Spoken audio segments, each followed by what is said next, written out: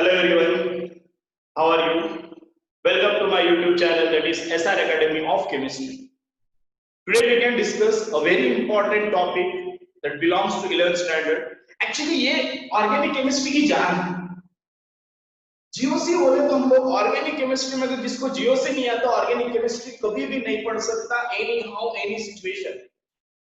अगर तुमको जीओसी पढ़ लिए तो तुम लोग ऑर्गेनिक केमिस्ट्री की कोई भी प्रॉब्लम इजीली क्या कर सकते हो, सॉल्व कर सकते हो, चाहे फिर 11th का हो चाहे फिर 12th का हो।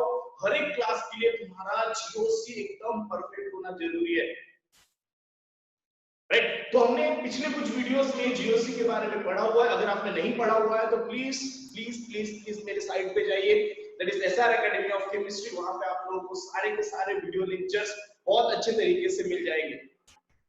इसके पहले हमने बहुत सारी चीजें पढ़ लिया है। बॉन्ड क्लीवेज क्या होता है, होमोलाइटिक बॉन्ड क्लीवेज क्या होता है, हेटेरोलाइटिक बॉन्ड क्लीवेज क्या होता है, ये सारे के सारे बारे में हमने ऑलरेडी सब कुछ अच्छे से डिटेल में पढ़ चुके हैं। आज हम लोग उसके सेगमेंट में फिर हमने रिएजेंट भी पढ़ लिया है कि दो टाइप के रिएजेंट होते हैं। इलेक्ट्रोफिलिक रिएजेंट क्या होता है, न्यूक्लियोफिलिक रिएजेंट क्या होता है, what is by electrophile, nucleophile, reagent, what type of reagent, where we can use electrophilic reagent, where we can use nucleophilic reagent, all these things we can study in previous video।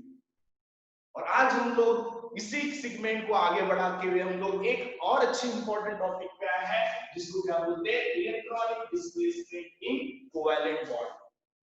Now हमने एक चीज देखा है कि organic chemistry में जो majority of bond होता है वो कौन सा बॉन्ड होता है, कोवैलेंट बॉन्ड होता है। अब कोवैलेंट बॉन्ड में हमको इलेक्ट्रॉन का डिस्प्लेसमेंट करना है। डिस्प्लेसमेंट मतलब क्या होता है, क्या होता है डिस्प्लेसमेंट मतलब? डिस्प्लेसमेंट मतलब क्या होता है, movement from one place into another place, उसको हम लोग क्या बोलते हैं, डिस्प्लेसमेंट बोलते हैं। तो यहां हमको क्या करना है, डिस्प्लेसमेंट करना है किसका, कोवैलेंट बॉन्ड का। फिर वो कोवैलेंट बॉन्ड सिंगल बॉन्ड भी हो सकता है, फिर वो कोवैलेंट बॉन्ड डबल बॉन्ड का हो सकता है, फिर वो जो कोवैलेंट बॉन्ड है वो रेजोनेंस में भी हो सकता है, फिर वो कोवैलेंट बॉन्ड हाइपर कॉन्जुगेशन हो सकता है। हमको एनी हाउ कोवैलेंट बॉन्ड के इलेक्ट्रॉन्स को एक प्लेस से दूसरे प्लेस में क्या करना है, उसको सरकाना या ढकेलना है। उसी को हम लोग क्या बोलते हैं, इलेक्ट्रॉनिक डिस्प्लेसमेंट इन कोवैलेंट बॉन्ड। नाउ सपोज हम लोग यहाँ पे एक एग्जांपल लेते हैं, कार्बन किसी x एलिमेंट के साथ क्या है, बॉन्ड फॉर्म किया है। Now this bond is called as, suppose this bond is called as covalent bond. इस बॉन्ड को क्या बोलते हैं हम लोग, कोवैलेंट बॉन्ड। तो यहाँ पे ये जो बॉन्ड है किससे बना है, दो इलेक्ट्रॉन से बना हुआ है। मानते हैं बात को, ये जो बॉन्ड है किससे बना हुआ है, the bond is made up with the two electrons. अब ये दो इलेक्ट्रॉन को मुझे क्या करना है, डिस्प्लेस करना, मतलब एक प्लेस से दूसरे प्लेस पे इसको मुझे ये दोनों इलेक्ट्रॉन्स को सरकाना है। And that movement of electron from one place into another place is called as electronic displacement, because कहीं ना कहीं ये बॉन्ड किससे बना हुआ है, इलेक्ट्रॉन से बना हुआ है, और इस इलेक्ट्रॉन को डिस्प्लेसमेंट का यहाँ से सरकाना है। अगर मान लो कोई ऑब्जेक्ट यहाँ पे, इसको यहाँ से मूव करके मुझे यहाँ लेके जाना है, इसको क्या बोलते हैं, डिस्प्लेसमेंट। यहाँ पे भी ऑर्गेनिक केमिस्ट्री में जब कोई केमिकल रिएक्शंस होता है तो इलेक्ट्रॉन्स का डिस्प्लेसमेंट होता है from one place into another place, and that phenomena is called as electronic displacement. उसको क्या बोलते हैं, इलेक्ट्रॉनिक डिस्प्लेसमेंट। सो ये इलेक्ट्रॉन का डिस्प्लेसमेंट एक प्लेस से दूसरे प्लेस, ये चार तरीके से होता है। पहला इंडक्टिव इफेक्ट, जिसको हम लोग क्या बोलते हैं, कैपिटल आई से हम लोग क्या करते हैं, डिनोट करते हैं। तो हमको सबसे पहला क्या पढ़ना है, इंडक्टिव इफेक्ट हमको पढ़ना है। उसके बारे में हम लोग डिटेल में सब कुछ देखेंगे कि क्या होता है। इसके भी दो टाइप होते हैं, प्लस आई इफेक्ट एंड क्या होता है, minus I effect. Positive inductive effect and negative inductive effect, ये हम लोग को लेटर ऑन पढ़ना है, पहले समझ लो क्या होता है। सो इंडक्टिव इफेक्ट में क्या होता है, सिग्मा इलेक्ट्रॉन का डिस्प्लेसमेंट होता है from one place into another place, इसका डिस्प्लेसमेंट होता है। In inductive effect there is the displacement of sigma electron from one place into another place. इतना याद रखो। इलेक्ट्रोमैग्नेटिक इफेक्ट ये कब होता है, this effect can take place in presence of reagent only. Reagent डालेंगे तो इलेक्ट्रोमैग्नेटिक इफेक्ट होगा, रिएजेंट नहीं डालेंगे इलेक्ट्रोमैग्नेटिक इफेक्ट का बिल्कुल भी नहीं होने वाला है। Thus the effect which can take place in presence of reagent are called as electromagnetic effect, right? reagent निकाल दो, इफेक्ट खत्म हो जाएगा। That's why इस इफेक्ट को क्या बोलते हैं हम लोग, टेम्पररी इफेक्ट। क्या बोला जाता है इसको, टेम्पररी। हम लोग लेटर डिस्कस करने वाले हैं। थर्ड जो रहता है इसको क्या बोलते हैं हम लोग, रेजोनेंस इफेक्ट और मेसोमेरिक इफेक्ट। यहाँ पे क्या होता है, पाई बॉन्ड का डिस्प्लेसमेंट होता है सर, फिर यहाँ पे भी तो पाई बॉन्ड डिस्प्लेस हो जाता है, इलेक्ट्रोमैग्नेटिक में भी पाई बॉन्ड डिस्प्लेसमेंट होता है, इवन रेजोनेंस में भी पाई बॉन्ड डिस्प्लेसमेंट होता है। बट फर्क क्या है, रेजोनेंस में कब डिस्प्लेसमेंट होगा, जब मॉलिक्यूल के बीच में क्या रहेगा, कॉन्जुगेशन रहेगा। जब यहाँ पे क्या रहेगा, कॉन्जुगेशन रहेगा और इलेक्ट्रॉन का डिस्प्लेसमेंट होगा, तब उसको हम लोग क्या बोलेंगे, रेजोनेंस इफेक्ट, और उसका दूसरा नाम क्या बोलते हैं हम लोग, मेसोमेरिक इफेक्ट। राइट, तो यहाँ पे पाई बॉन्ड नहीं रहा, सॉरी कॉन्जुगेशन नहीं रहा तो इलेक्ट्रोमैग्नेटिक इफेक्ट होगा, और कॉन्जुगेशन रहा तो रेजोनेंस। फर्क क्या है, ये टेंपरेरी है, सिर्फ रिएजेंट के प्रेजेंस में होता है, ये परमानेंट है, रिएजेंट रहे या ना रहे, कॉन्जुगेशन होना जरूरी है। लास्ट वन इज हमको क्या पढ़ना है, hyperconjugation. Hyperconjugation is the special type of resonance, जहां पे क्या होता है, अल्फा कार्बन के सिग्मा बॉन्ड का मूवमेंट होता है towards the double bond, towards the more electronegative atom, और towards the negative charge, towards the positive charge, et cetera et cetera. तो वहां पे स्पेशल केस होता है, इसको क्या बोलते हैं, हाइपर कॉन्जुगेशन। हाइपर कॉन्जुगेशन को हम लोग और एक नाम क्या बोलते हैं, नो बॉन्ड रेजोनेंस, और इसको और एक नाम क्या बोलते हैं, बेकर मेथड इफेक्ट। बिकॉज़ सबसे पहले ये साइंटिस्ट ने किया था, that's why on the honour of that scientist इस मेथड को हम लोग क्या बोलते हैं, बेकर मेथड इफेक्ट भी इसको बोला जाता है। राइट, तो ये चार टाइप से इलेक्ट्रॉन का डिस्प्लेसमेंट होता है। हर एक चीज में कॉमन क्या है, इलेक्ट्रॉन्स का मूवमेंट होगा, चाहे तो सिग्मा इलेक्ट्रॉन रहे चाहे वो पाई इलेक्ट्रॉन रहे, इलेक्ट्रॉन्स का मूवमेंट होना है from one place to another place, and that effect is called as electronic displacement in covalent bond. चार तरीके से इलेक्ट्रॉन का डिस्प्लेसमेंट हो सकता है, हमको चारों को एकदम डिटेल में पढ़ना है, और पढ़ने के बाद मेन इसके बेस पे हमको क्वेश्चन सॉल्व करते आना चाहिए। नीट के लिए, जेईई के लिए हमको क्वेश्चन सॉल्व करते आना चाहिए, वो बहुत इंपॉर्टेंट है।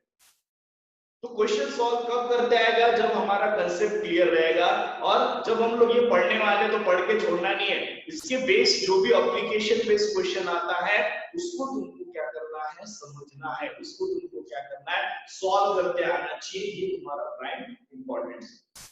So let's begin with the first type of electronic displacement in covalent bond, that is inductive effect। तो आज हम लोग सबसे पहला जो टॉपिक पढ़ने वाले, क्या पढ़ने वाले, इंडक्टिव इफेक्ट। क्या होता है इंडक्टिव इफेक्ट, इसके बारे में हम लोग पूरे डिटेल में यहाँ पे जानने की कोशिश करेंगे। So let's begin with the inductive effect। So first we can start with the first type of electronic displacement is covalent bond, that is called as inductive effect। Now it is denoted by capital I। Inductive effect को हम लोग कैसे denote करते हैं, we can denote this by using the symbol capital I। capital I से हम लोग क्या करते हैं, inductive effect को क्या करते हैं, डिनोट करते हैं। ना inductive effect होता क्या है, inductive effect मतलब क्या होता है, here displacement of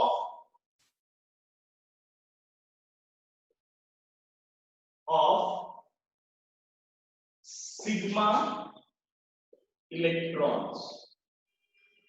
इसका डिस्प्लेसमेंट होता है, displacement of sigma electron towards more electro negative atom. Simple इतना याद रखना कि डिस्प्लेसमेंट किसका होता है, displacement of sigma electron towards more electronegative atom is called inductive effect। तो किसका यहाँ पे डिस्प्लेसमेंट होता है, एक चीज याद रखो, सिग्मा इलेक्ट्रॉन्स का। सिग्मा बॉन्ड कौन सा रहता है, जब भी दो एलिमेंट के बीच में क्या होगा, सिंगल बॉन्ड फॉर्म होगा, वो सिंगल बॉन्ड ऑलवेज क्या रहता है, सिग्मा बॉन्ड। अब मान लो कार्बन क्या कर रहा है, जिसकी वैलेंसी 4 है, कार्बन की एक वैलेंसी किसी Z एटम के साथ हम लोग क्या कर रहे हैं, सेटिस्फाई कर रहे हैं, मतलब कार्बन ने क्या किया, Z के साथ क्या फॉर्म किया है, कोवेलेंट बॉन्ड फॉर्म किया।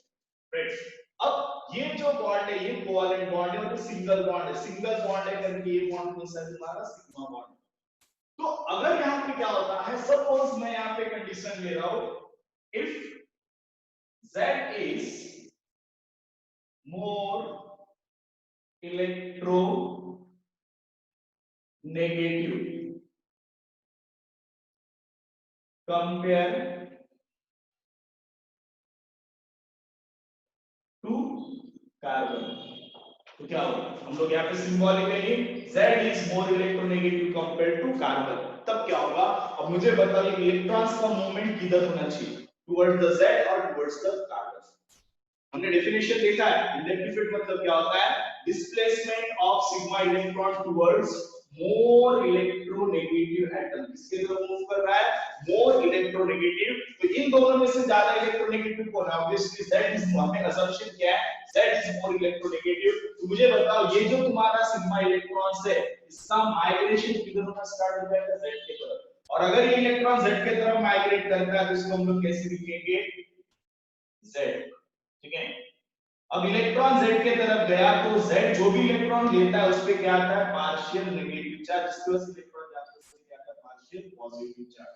राइट। मतलब यहाँ पे जब कार्बन के पास इलेक्ट्रॉन जा रहा है, Z कैन टेक इलेक्ट्रॉन और उस पे चार्ज क्या है तुम्हारा? Negative charge. और कार्बन पे क्या चार्ज आया? Positive charge. तो यहाँ पे क्या हो रहा है? कहीं ना कहीं इलेक्ट्रॉन्स का मूवमेंट हो रहा है। किसके तरफ मूवमेंट हो रहा है? Z की तरफ मूवमेंट हो रहा है। मींस अगर कोई स्पेसिस क्या करता है? इलेक्ट्रॉन पेयर को एक्सेप्ट करता है, उस पे चार्ज क्या आएगा? नेगेटिव।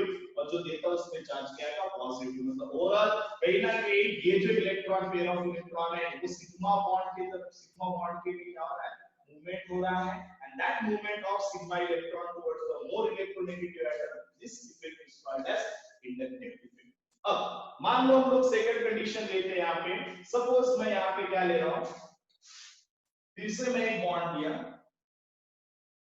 Z। ठीक है। अब मैंने क्या बोला कि carbon is more electronegative compare to Z। तो क्या होगा? कार्बन ज्यादा इलेक्ट्रोनेगेटिव है कंपेयर टू Z। तो क्या होगा? अब ये जो इलेक्ट्रॉन पेयर है ये किसके तरफ मूव करेगा?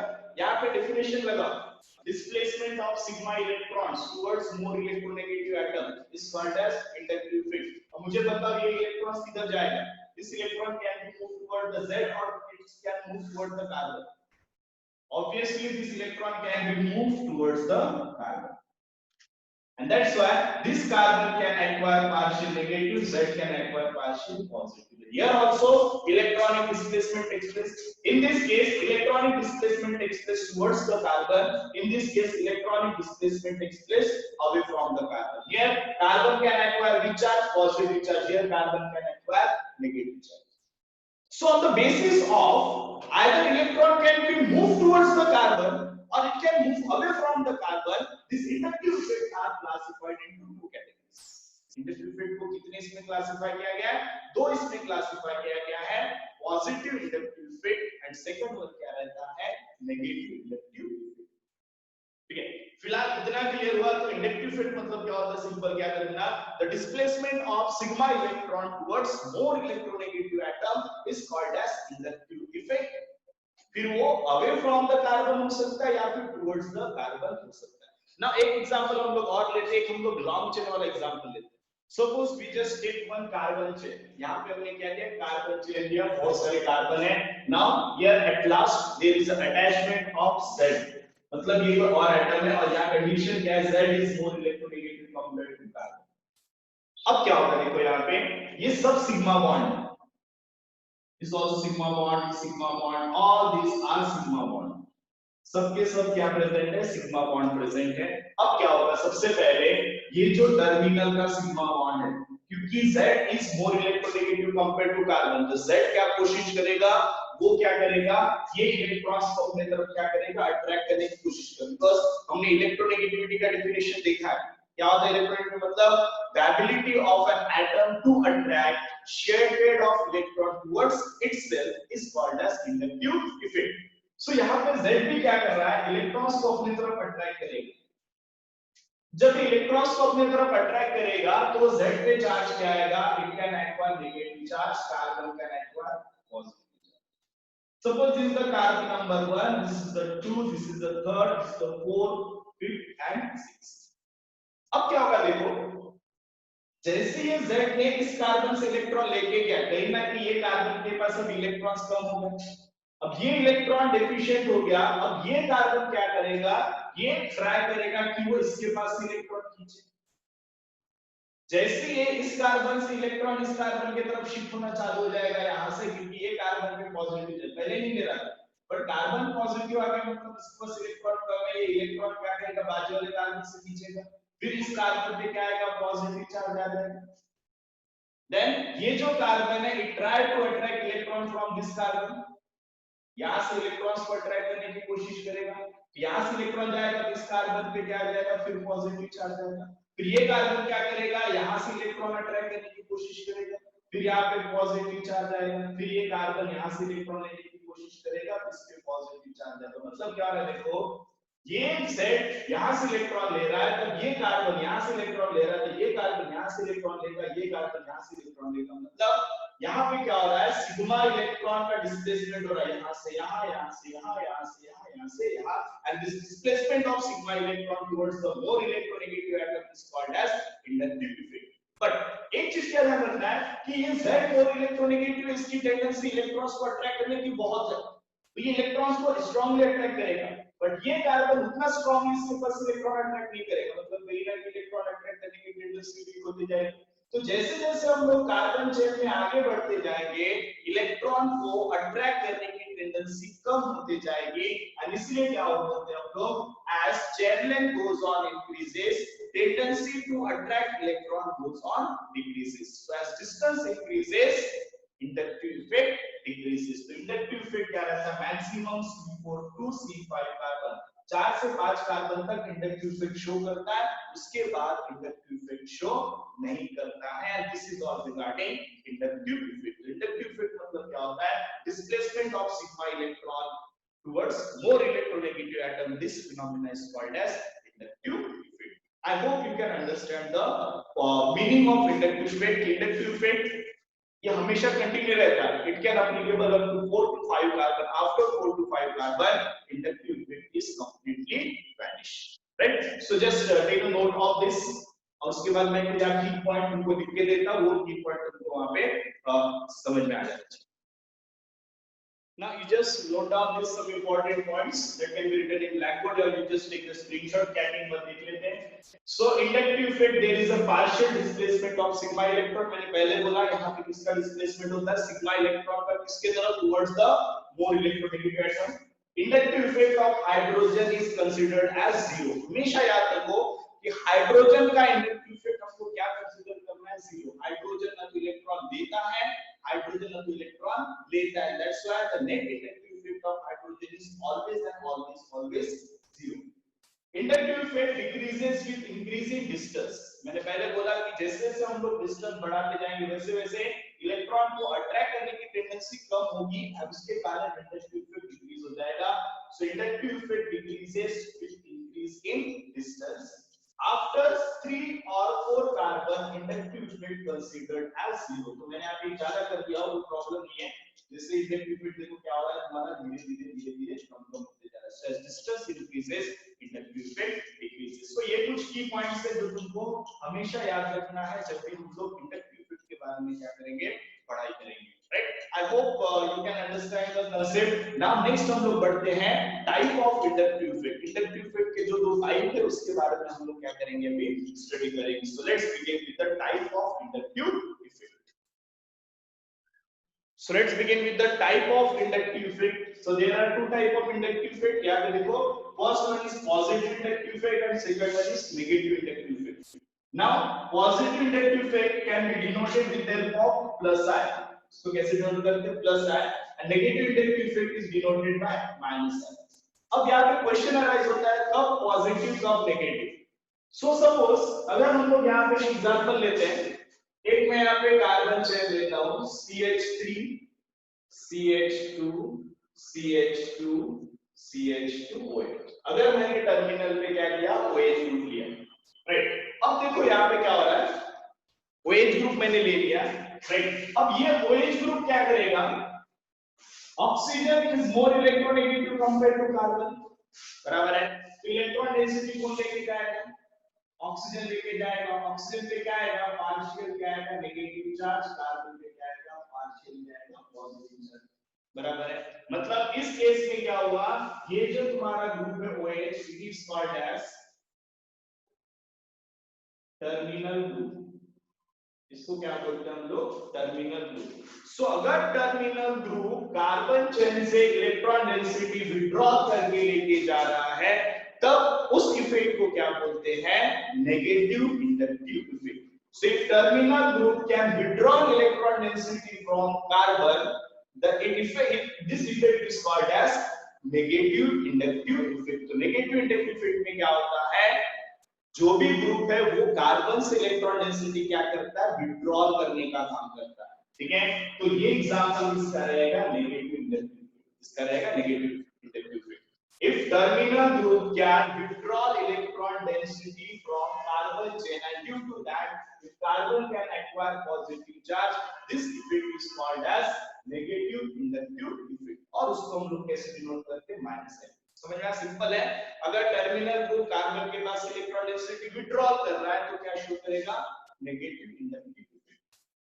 अब कौन इलेक्ट्रॉन विड्रॉल करेगा कार्बन से, तो टर्मिनल ग्रुप जो है अगर उसकी इलेक्ट्रोनेगेटिविटी कार्बन से ज्यादा है, कार्बन से ज्यादा इलेक्ट्रोनेगेटिव एटम अगर कार्बन के साथ अटैच है तो वो कौन सा इफेक्ट शो करेगा, वो ग्रुप क्या शो करेगा, always it can show minus I effect, ये ध्यान रखो।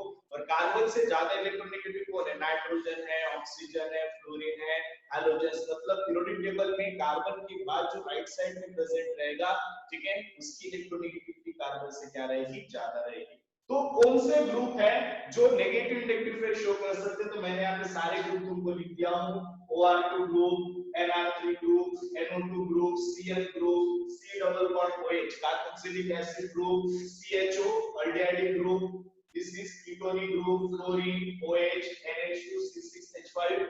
अगर ये इसमें से कोई भी ग्रुप तुमको टर्मिनल में दिखता है तो this group are always electron withdrawing, right. दूसरा चीज, अगर टर्मिनल ग्रुप के ऊपर पॉजिटिव चार्ज है तो मुझे पता है पॉजिटिव चार्ज मतलब क्या रहेगा, इलेक्ट्रॉन डेफिशिएंट रहेगा, ऑब्वियसली उसको इलेक्ट्रॉन की नीड है, तब वो क्या करेगा, बाजू वाले कार्बन से हमखास इलेक्ट्रॉन विड्रॉल करेगा। अगर मान लो तुम बहुत ही भूखे हो, 2-3 दिन से कुछ भी खाने को नहीं मिला है और तुम्हारे साइड में एक जन रोटी खा रहा है, तो क्या करोगे, तुम फट से उसकी रोटी छीन लोगे, बराबर है ना। तुम बहुत भूखे हो, तुमको खाना ही नहीं मिला, 2-4 दिन हो गए, एकदम भूख लगी है, बाजू वाला खा रहा है कुछ, तो भी तुम्हारे दिमाग में क्या रहेगा, नहीं मुझे खाना है खाना है खाना है, तुम तुरंत जाके उसकी रोटी क्या करोगे, फट से छीन लोगे। मैं सही बोल रहा हूँ, राइट। तो यहाँ पे वही केस है, ये जो टर्मिनल है ये भूखा है, इलेक्ट्रॉन विड्रॉइंग ग्रुप है, उसको इलेक्ट्रॉन चाहिए, उसमें से नशा रहता है, जिसको कोई मान लो कोई नशा करने वाला इंसान है तो उसको कुछ नहीं मिल रहा नशा करने के लिए तो तुम तड़पने लगता है, उसको चाहिए मतलब चाहिए। हम लोग देखते हैं, दिखाता है टीवी में, क्राइम पेट्रोलॉजी में, कोई ड्रग एडिक्टेड पर्सन रहता है, उसको नहीं मिला तो कुछ भी करता है लेकिन उसको ड्रग चाहिए। तो वैसे ही है, ये इलेक्ट्रॉन विड्रॉइंग ग्रुप है, टर्मिनल में इलेक्ट्रॉन विड्रॉइंग ग्रुप रहेगा, वो कुछ भी करके कार्बन से इलेक्ट्रॉन लेके जाएगा, और वो जब कार्बन से इलेक्ट्रॉन लेके जाएगा तो कार्बन पे क्या चार्ज आएगा, पॉजिटिव। तो यहाँ पे याद कैसे रखना सर, कौन सा इंडक्टिव इफेक्ट रहेगा, टर्मिनल ग्रुप के ऊपर जो चार्ज है वो इंडक्टिव इफेक्ट, टर्मिनल ग्रुप पे नेगेटिव चार्ज है इसलिए कौन सा इफेक्ट है, माइनस है। क्यों, क्योंकि वो टर्मिनल ग्रुप क्या कर रहा है, वहां से इलेक्ट्रॉन डेंसिटी क्या कर रहा है, खींच रहा है, जिस तरह कार्बन पे पॉजिटिव चार्ज है। अब ये जो कार्बन का पॉजिटिव चार्ज का मैग्नीट्यूड है वो धीरे धीरे क्या होते जाएगा, कम कम होते जाएगा, क्योंकि हमने एक पॉइंट क्या पढ़ा है, एज डिस्टेंस इंक्रीजेस, क्या होता है, as distance increases inductive effect decreases. So अब इसको अगर हम लोग फिर क्या होगा, ये कार्बन अब इसमें पॉजिटिव चार्ज आएगा, वो क्या करेगा, बाजू वाले से इलेक्ट्रॉन लेगा, तो इसके पास इलेक्ट्रॉन लेगा, तो यहाँ पे क्या आएगा, पार्शियल और पॉजिटिव, मतलब वीक होते जा रहा है। फिर ये कार्बन इसके पास इलेक्ट्रॉन लेगा, फिर ये पॉजिटिव चार्ज इतना वीक हो गया कि इस पे कैपेसिटी नहीं थी बाजू वाले के पास इलेक्ट्रॉन ले सके। दैट्स व्हाई जैसे जैसे डिस्टेंस बढ़ते जाएगा वैसे वैसे इंडक्टिव इफेक्ट क्या होता जाएगा, कम कम होते जाएगा। अब नेगेटिव इंडक्टिव इफेक्ट में क्या क्या पॉइंट याद रखना है, तो जब भी नेगेटिव इंडक्टिव इफेक्ट होता है तो electrons always move towards the terminal group, ठीक है, कारण होता है टर्मिनल ग्रुप के। तो दूसरा पॉइंट, इसको दूसरे वे में क्या बोल सकते हैं, electron can move from away from the carbon, electrons कहां पे मूव हो रहा है, away from the carbon, carbon के पास है क्या, नहीं, वो कार्बन से क्या कर रहा है, दूर जा रहा है। Electron always move away from the carbon, carbon से धीरे धीरे क्या हो रहा है, वो दूर दूर जाने की कोशिश कर रहा है, ठीक है। And whole carbon chain can acquire which charge, तो जब भी नेगेटिव इंडक्टिव होगा तो क्या होगा, carbon chain acquire positive charge क्या एक्वायर करेगा, positive charge, and the magnitude of positive charge gradually decreases and this effect is called as minus I effect. So terminal group अगर इलेक्ट्रॉन विड्रॉल करता है carbon से, जिसके कारण carbon पे positive charge आता है, तो टर्मिनल ग्रुप को इफेक्ट शो करेगा माइनस इंडक्टिव इफेक्ट। एग्जांपल, जो भी पॉजिटिव चार्ज स्पेस अगर टर्मिनल पे, तो ऑलवेज क्या शो करेंगे, minus effect. The magnitude of minus I effect decreases, तो सबसे ज्यादा नेगेटिव इफेक्ट को शो करेगा OR2 ग्रुप। उसके बाद ये मैं सीक्वेंस दे दिया RNS3। अगर मैं कंपेयर करता हूं, एक ग्रुप है OH और NH2, अगर ग्रुप ऐसा पूछ लिया कि CH3 NH2 और CH3OH, इन दोनों में कौन ज्यादा नेगेटिव इंडक्टिव इफेक्ट शो करेगा, तो कौन करेगा, ऑब्वियसली प्रायोरिटी सीरीज देखो, OH are more priority compared to NH2, this one show more inductive effect. So ये सीरीज तुमको याद रखना है इंडक्टिव इफेक्ट का। तो कुछ चीजें तुमको लर्न करनी पड़ेगी, तो सीरीज तुमको पता रहना चाहिए कि इंडक्टिव इफेक्ट का क्या सीरीज यहां पे दिया हुआ है, ठीक है। तो this is all regarding negative inductive effect. I hope you can understand. Next move करते हैं पॉजिटिव इंडक्टिव इफेक्ट। तो पॉजिटिव इंडक्टिव इफेक्ट मतलब क्या होता है, अगर कोई टर्मिनल ग्रुप अपनी इलेक्ट्रॉन डेंसिटी कार्बन चेन को डोनेट करता है, उस इफेक्ट को क्या बोलते हैं, positive inductive effect. So, if terminal group consists of electron donating nature, अगर टर्मिनल ग्रुप इलेक्ट्रॉन डोनेट करने वाला नेचर वाला है, तो वो क्या शो करेगा, पॉजिटिव इंडक्टिव इफेक्ट। उसको भी हम लोग यहाँ पे समझने की कोशिश करेंगे। इसका मैं एक्सटेंशन यहाँ पे कर रहा हूँ, राइट। तो यहाँ पे अगर मैं एक एग्जांपल लेता हूँ, suppose just take one example here, इसके लिए CH3 CH2 CH2 CH2 C double bond O minus, या फिर हम लोग क्या ले लेते हैं यहाँ पे COO नेगेटिव। अब ये टर्मिनल ग्रुप है, टर्मिनल ग्रुप ये कार्बोक्सिलिक एसिड ग्रुप है, कार्बोक्सिलेट आयन जिसको बोलते हैं। अगर ये टर्मिनल ग्रुप के पास क्या प्रेजेंट है, भी नेगेटिव चार्ज है। नेगेटिव चार्ज मतलब क्या होता है, उसके पास क्या प्रेजेंट है, एक्सेस इलेक्ट्रॉन। मान लो अगर कोई टर्मिनल वाला है, या तुम हो, तुम एक गार्डन में बैठे हो, अच्छा मस्त टिफिन लेके गए, पेट भर खाना खा लिया, बहुत एकदम पेट भर गया, फिर भी तुम्हारे पास 2 रोटी बची हुई। इसका अपोजिट, यहाँ पे हम लोग 3 दिन से भूखे थे, यहाँ पे हम लोग क्या कर रहे हैं, पेट भर खाना खा लिया, और तुम देख रहे हो कि तुम्हारे बाजू में कोई भूखा लड़का है, वो बार बार तुम्हारी तरफ देख रहा है ना, कि वो मुझे दे देंगे, वो भैया मुझे खाने के लिए दे देंगे, वो बार बार तुम्हारी तरफ देख रहा है, बट तुम्हारा पेट भरा हुआ है, तुम्हारे पास 2 रोटी एक्स्ट्रा, तुम क्या करोगे बताओ। अगर तुम्हें इंसानियत है तो तुम क्या करोगे, ऑब्वियसली हम अपनी 2 रोटी या उसमें से 1 रोटी तो भी उसको हम लोग खाने के लिए ले लेंगे। तो बस वही कंसेप्ट है, 4 दिन से भूखा है, बाजू वाले के पास खाना है, हम लोग उससे छीनेंगे, लेकिन हमारा पेट भरा हुआ है, बाजू वाला अगर भूखा है, तो हम लोग क्या करेंगे, इंसानियत के नाते उसको अपनी 1 रोटी खाने के लिए देंगे, बराबर है। तो यही पे हो रहा है कि ये जो है, इसके पास इलेक्ट्रॉन है, ऑलरेडी नेगेटिव चार्ज है, this consist of excess electron, तो ये क्या करेगा, अभी अपने इलेक्ट्रॉन इस कार्बन को डोनेट करेगा, जिसके कारण इस कार्बन पे क्या चार्ज आएगा, पार्शियल नेगेटिव, और टर्मिनल पे क्या चार्ज आ जाएगा, पार्शियल पॉजिटिव। इस पे क्या आएगा, पार्शियल पॉजिटिव। देन ये नेगेटिव चार्ज है, अब ये क्या करेगा, मैंने तो 2 रोटी खा लिया, वो क्या बोलता है, मेरा भाई घर में भूखा है, तो 2 रोटी में से उसको जो मिला, 2 रोटी इसने जो दिया, उसमें से क्या करेगा, 1 रोटी खुद खाएगा, 1 रोटी दूसरे भाई को देगा। इसको जो नेगेटिव चार्ज मिलेगा, वो कंपैरेटिवली क्या मिलेगा, कम मिलेगा। अब इसके पास इलेक्ट्रॉन आ गए, ये देख रहा है कि मेरे को 1 रोटी मिला, बट मेरा दोस्त भूखा है, वो 1 रोटी में से ये आधी रोटी खाएगा, आधी रोटी क्या करेगा, अपने इस दोस्त को दे देगा। अब इसके दोस्त के घर में इसकी बहन है, वो बोलता है मेरी बहन भी भूखी है, वो आधी में से और आधी रोटी क्या करेगा, खुद खाएगा, और आधी में आधी रोटी अपनी बहन को देगा। तो यहाँ पे क्या आएगा, पार्शियल नेगेटिव चार्ज, राइट। तो यहाँ पे क्या हो रहा है, टर्मिनल ग्रुप अगर कार्बन चेन को इलेक्ट्रॉन डेंसिटी डोनेट करता है, तो उस इफेक्ट को क्या बोलते हैं हम लोग, positive inductive effect. And positive inductive effect में देखो ग्रेजुअली डिक्रीज होते जा रहा है, इसको ज्यादा नेगेटिव मिला था, इसको कम मिला, इसको कम कम कम, ठीक है। अंडरस्टैंड हम लोग क्या बोले, inductive effect decreases as distance moves on increases, जितना डिस्टेंस बढ़ेगा इंडक्टिव इफेक्ट उतना क्या होगा, तुम्हारा कम कम होते जाएगा, right. I hope you can understand. अब कौन-कौन से ग्रुप है जो पॉजिटिव इंडक्टिव इफेक्ट शो कर सकते हैं। तो यहाँ पे देखो जितने भी नेगेटिव चार्ज स्पेसिस है they can show positive effect. All alkyl group, जितने भी अल्काइल ग्रुप है वो क्या शो करते हैं पॉजिटिव इफेक्ट। तो हमेशा याद रखो जितने भी अल्काइल ग्रुप है, जितने भी आर ग्रुप है, this alkyl group always show plus I, क्या शो करते हैं पॉजिटिव इफेक्ट। फिर टर्शियरी कार्बन हो, सेकेंडरी कार्बन हो या फिर प्राइमरी कार्बन हो, ऑल अल्काइल ग्रुप जहां पे भी तुमको हाइड्रोकार्बन दिखता है, this group are always electron donating group, वो हमेशा इलेक्ट्रॉन डोनेट करने के लिए क्या रहते हैं तैयार रहते हैं। अब टेंडेंसी किसकी है, this carbon is called as tertiary carbon, इसकी टेंडेंसी ज्यादा है, उसके बाद इसकी टेंडेंसी, उसके बाद इसकी D stand for deuterium, it's isotope of hydrogen। इसमें से जो भी ग्रुप अगर टर्मिनल पे है तो वो क्या करेगा कार्बन चेन को इलेक्ट्रॉन डेंसिटी डोनेट करेगा, therefore it can show positive inductive effect। ना पॉजिटिव इंडक्टिव इफेक्ट में क्या हो रहा है, इलेक्ट्रॉन्स किधर मूव हो रहा है towards the carbon atom. Electron always move toward the carbon atom, electrons का मूवमेंट किधर हो रहा है, इलेक्ट्रॉन हमेशा किधर मूव होता है टुवर्ड्स द कार्बन।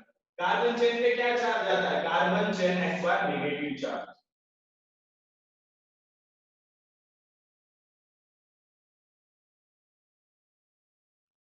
चेन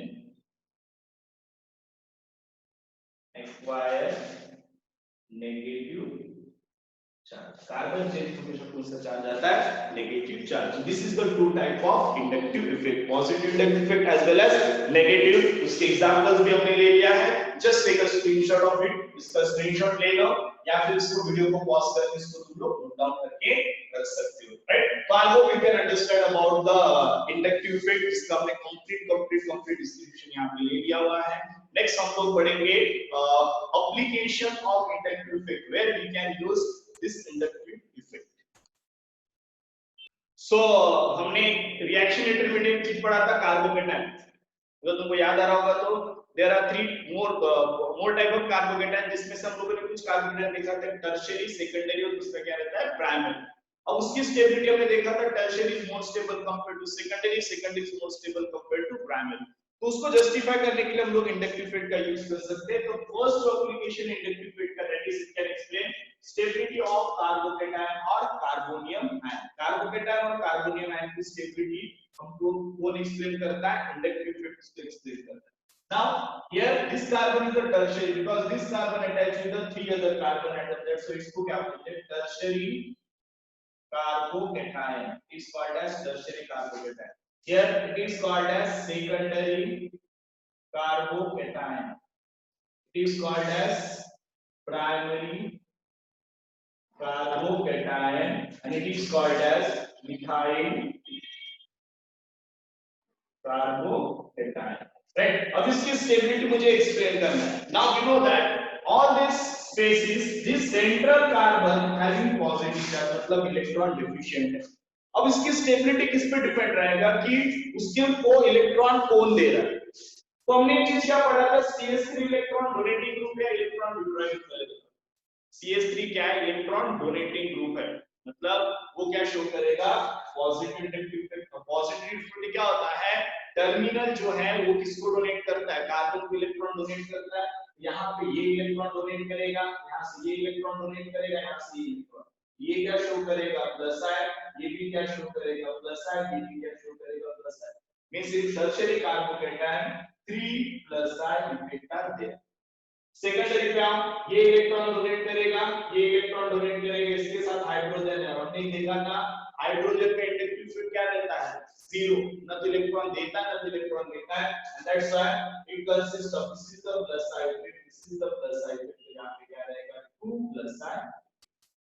इस केस में देखो ओनली एक ही CH3 ग्रुप इलेक्ट्रॉन डोनेट कर रहा है, मतलब क्या रहेगा 1 प्लस साइड। यहाँ पे सिर्फ एक ही प्लस साइन इफेक्ट है और यहाँ पे तीनों के तीनों हाइड्रोजन है, तो कोई भी इलेक्ट्रॉन नहीं दे रहा। अब इसमें स्टेबिलिटी कैसे पता चलेगा, तो मुझे बताओ कार्बन सब पे पॉजिटिव चार्ज है, बट यहाँ पे 3 लोग और इलेक्ट्रॉन दे रहा, मतलब कहीं ना कहीं क्या हो रहा है उसकी मदद कर रहे, मतलब पॉजिटिव चार्ज क्या हो रहा है वहां पे कम हो रहा है। क्यों, अगर मान लो इसके पास क्या है 10 रुपए है, इसके पास 10 रुपीज है, इसके पास भी 10 है, इसके पास भी 10 है, अब उसके 3 रिलेटिव है, सबने 5 रुपए दिए, कितना हो जाएगा +50, कितना हो जाएगा 25, मतलब इलेक्ट्रॉन बढ़ रहे हैं उसके पास। यहाँ पे इसने पास दिया तो क्या हो जाएगा 10 + 10, इसके पास क्या हो जाएगा 20, इसके पास एक ही रिलेटिव इसने 5 रुपए दिया, क्या हो जाएगा 10 + 5 क्या हो जाएगा 15, इसके घर में रिलेटिव है, इसके पास 10 रुपए रहेंगे, कौन ज्यादा स्टेबल होगा? Obviously tertiary is more stable compared to secondary, then primary, then we consider as so inductive effect क्या बताता है? स्टेबिलिटी ऑफ कार्बोकेटायन हमको एक्सप्लेन करना है कि जितना पॉजिटिव इंडक्टिव इफेक्ट बढ़ेगा, देखो stability of carbocation is directly proportional to plus I, जितना पॉजिटिव इंडक्टिव इफेक्ट बढ़ेगा उतना स्टेबिलिटी क्या होगा उसका बढ़ेगा, जितना पॉजिटिव इंडक्टिव इफेक्ट कम होगा उतना स्टेबिलिटी क्या होगा कम होगा। So stability of carbocation is directly proportional to plus I effect and stability of carbocation is inversely proportional to minus I effect. This is the first application that it can explain stability of carbocation. Carbocation को दूसरा नाम क्या बोलते हैं? Carbonium ion भी बोलते हैं. Now just take a second example. Now just focus on this example. ये मैंने एग्जांपल दिया हूं. अब इसमें से तुमको पूछा है कि which carbocation is more stable? 3 carbocation यहाँ पे. अब यहाँ पे स्टेबिलिटी कैसे देखेंगे? यहाँ पे देखो टर्मिनल पे क्या प्रेजेंट है? NO2 ग्रुप, NO2CN ना अगर हम लोग वहां पे इंडक्टिव इफेक्ट में जो चार्ट है वहां पे अगर देखोगे ये तीनों ग्रुप क्या करते हैं? इलेक्ट्रॉन विड्रॉइंग ग्रुप है, मतलब तीनों क्या शो करेंगे? Minus I effect. क्या शो करेंगे? Minus I effect. अब इसमें से सबसे स्ट्रांग कौन सा है? सबसे स्ट्रांग कौन सा है? NO2 group. NO2 ग्रुप को तुम स्ट्रक्चर याद करोगे, इस टाइप का ग्रुप मैंने किया है, देखो इसको NO2 ग्रुप है. उसके बाद इस टाइप का स्ट्रक्चर है Cn, और उसके बाद क्या है? C डबल बॉन्ड, इस टाइप का ग्रुप. सो सबसे ज्यादा क्या करेगा? अभी यहाँ पे पॉजिटिव चार्ज है, इलेक्ट्रॉन डेंसिटी कम है. मान लो तुम्हारे घर में तुम्हारे कजन भाई आए हैं गर्मी की छुट्टी में, वापस जाते समय अगर इसने क्या किया, बोला भाई मेरे पास पैसे नहीं है, मुझे 1000 रुपए उधार दो. तुम्हारे पास से इलेक्ट्रॉन ऑलरेडी कम थे, पॉजिटिव चार्ज है, और कोई अगर इलेक्ट्रॉन लेके जाएगा तो हम लोग इलेक्ट्रॉन डेफिशिएंट होंगे. भूखे हैं, तुम्हारे पास एक रोटी होगी, कोई छीन के लेके चलेगा तो हम लोग और भूखे हो जाएंगे. बराबर है? तो इलेक्ट्रॉन विड्रॉइंग को क्या करता है? पॉजिटिव चार्ज की स्टेबिलिटी को क्या करता है? कम कर देता है, बिकॉज़ ऑलरेडी इसके पास इलेक्ट्रॉन कम है, और इलेक्ट्रॉन लेके जाएगा तो क्या हो जाएगा? इलेक्ट्रॉन डेफिशिएंट हो जाएगा. अब ये 1000 रुपए लेके गया, ये और एक कजन है, इससे क्या कर रहा है? 500 रुपए लेके जा रहा है, और ये कजन जिससे 200 रुपए लेके जा रहा है. कहीं ना कहीं स्ट्रॉन्ग इलेक्ट्रॉन विड्रॉइंग ग्रुप जितना रहेगा, जितना स्ट्रॉन्ग माइनस इफेक्ट शो करेगा, उतना कार्बोकेटायन की स्टेबिलिटी क्या होगी? कम होगी. तीनों इलेक्ट्रॉन विड्रॉ कर रहे हैं, बट ये सबसे ज्यादा इलेक्ट्रॉन विड्रॉ करेगा, उसके बाद ये करेगा, उसके बाद ये करेगा. That's the stability. क्या आएगा? सबसे ज्यादा स्टेबल कौन सा रहेगा? Third, then second, then first. क्यों? क्योंकि इसका माइनस आई इफेक्ट जो है वो स्ट्रांग है, ये भी माइनस आई इफेक्ट शो कर रहा है, और ये भी माइनस आई इफेक्ट शो कर रहा है, but the extent of minus I effect सबसे ज्यादा किसका है? NO2 का, उसके बाद किसका है? Cl का, उसके बाद क्या है? Cl2. दैट्स व्हाई यहां पे ये फार्मूले को याद रखो. स्टेबिलिटी ऑफ कार्बोकेटायन, जितना पॉजिटिव इंडक्टिव इफेक्ट बढ़ेगा कार्बोकेटायन की स्टेबिलिटी बढ़ेगी, जितना माइनस इंडक्टिव इफेक्ट बढ़ेगा कार्बोकेटायन की स्टेबिलिटी उतनी क्या होगी? कम होगी. तो नेगेटिव इंडक्टिव इफेक्ट कार्बोकेटायन को डिस्टेबलाइज करता है, पॉजिटिव इंडक्टिव इफेक्ट कार्बोकेटायन को स्टेबलाइज करता है. This is the first application, that is it can explain stability of carbocation. Now second पे आते हैं हम लोग. सेकंड भी सेम है, स्टेबिलिटी ऑफ कार्बन एनायन.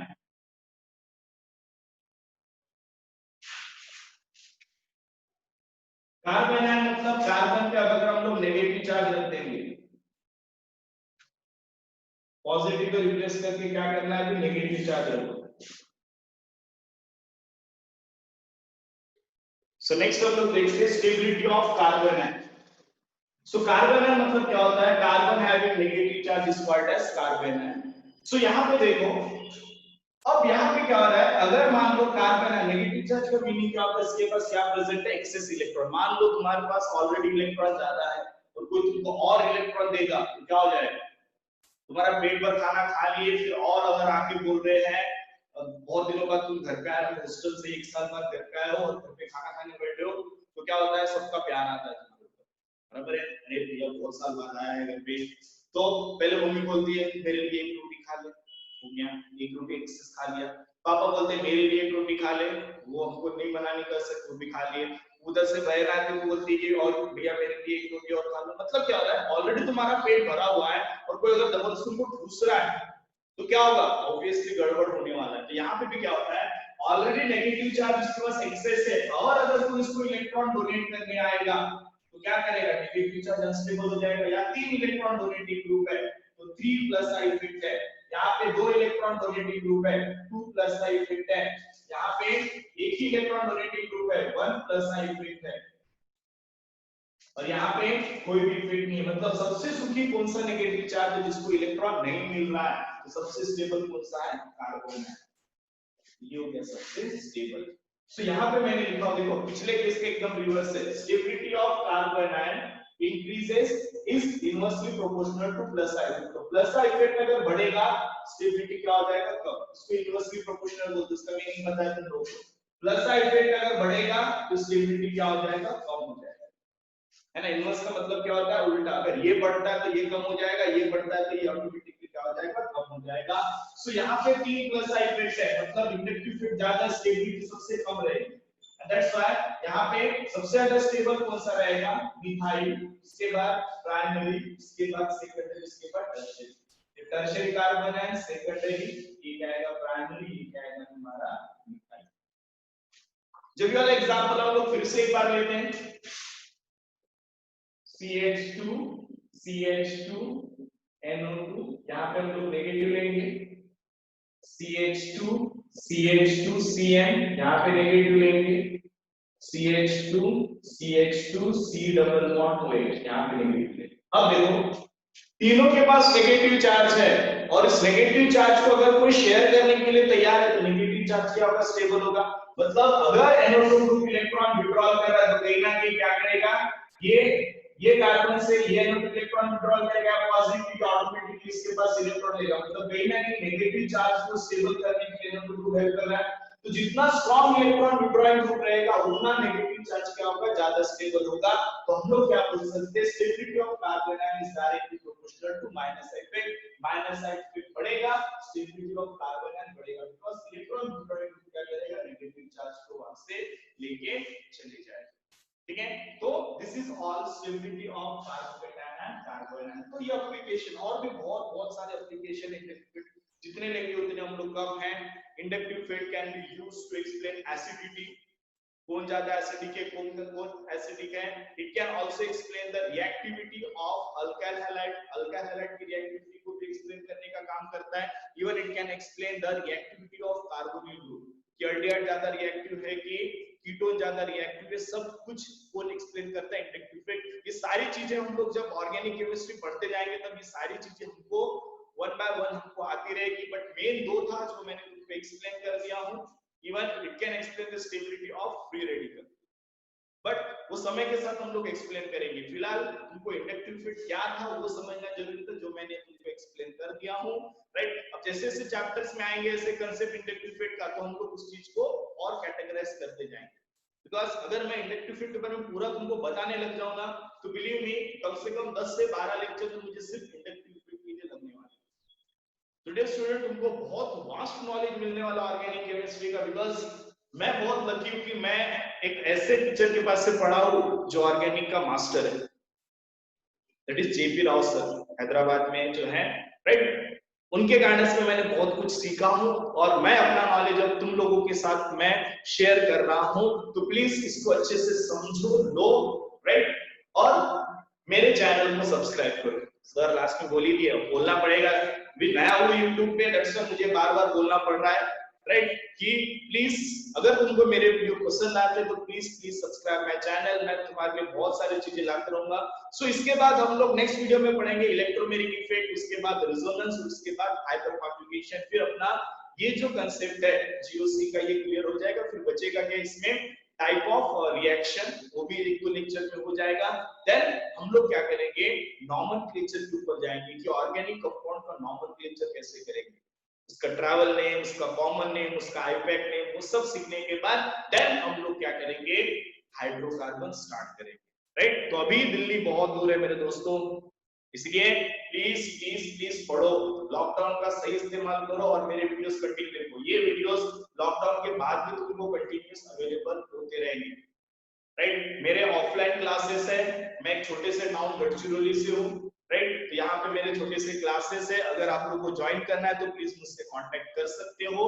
जो भी आजू बाजू के स्टूडेंट्स हैं, अगर आप दूर हो तो हम डिस्टेंस लर्निंग से क्या करेंगे, एक दूसरे से कनेक्ट रहेंगे, राइट। सो आज यहीं पे हम लोग स्टॉप करते हैं। Thank you so much for your patience. Video को प्लीज एक रिक्वेस्ट है, वीडियो को पूरा देखो, बीच में छोड़ मत दो, राइट। फिर समझ में नहीं आता है तुम लोगों को, राइट। सो इस चीज का ध्यान रखो और stay safe, stay healthy. Thank you and have a nice day.